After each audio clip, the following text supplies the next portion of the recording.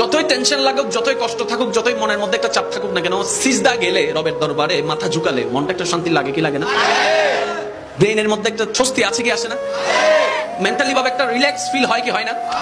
আপনি শুনলে অবাক হয়ে যাবেন, সিজদার যে পজিশনটা, অর্থাৎ যে স্টাইলে আমরা রবের দরবারে ঝুঁকি, সুবহান রাব্বিয়াল আলা বলে আপনি আমরা যে পজিশনে থেকে রবের প্রশংসা করি, ওটা এমন একটা পজিশন যখন কপালটা মাটিতে, নাকটা মাটিতে, হাতটা মাটিতে।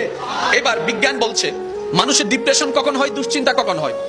ব্রেনের ফ্রন্টাল ফ্লপের মধ্যে যখন নেগেটিভতা বেড়ে যায়, পজিটিভতার লেভেল কমে যায়, নেগেটিভ এনার্জি বেড়ে যায়, পজিটিভ এনার্জি কমে যায়, তখন মানুষ দুশ্চিন্তায় চলে যায়, ডিপ্রেশনে চলে যায়, হতাশায় চলে যায়। আর এটা এমন একটা মারাত্মক রোগ, অনেকেই সুইসাইড পর্যন্ত করে ফেলছে। এটা থেকে বাঁচার জন্য অনেকেই সুইসাইড করে, অনেকেই বিষ খেয়ে ফেলছে, অনেকে ঘুমের ওষুধ খেয়ে ফেলছে, কারণ এটার মাত্রা ওই লেভেলে। এটা ব্রেনের নেগেটিভ একটা সাইড। বিজ্ঞান গবেষণা করে দেখে, বান্দা যখন সিজদায় যায়, মাটির সাথে কপালের সম্পর্ক হয়, মাটির দিকে কপালটা ঝুঁকে যায়, তখন অটোমেটিক ওই মাটির থেকে তার কাছে পজিটিভ এনার্জি আসতে থাকে, নেগেটিভ এনার্জি যেতেই থাকে।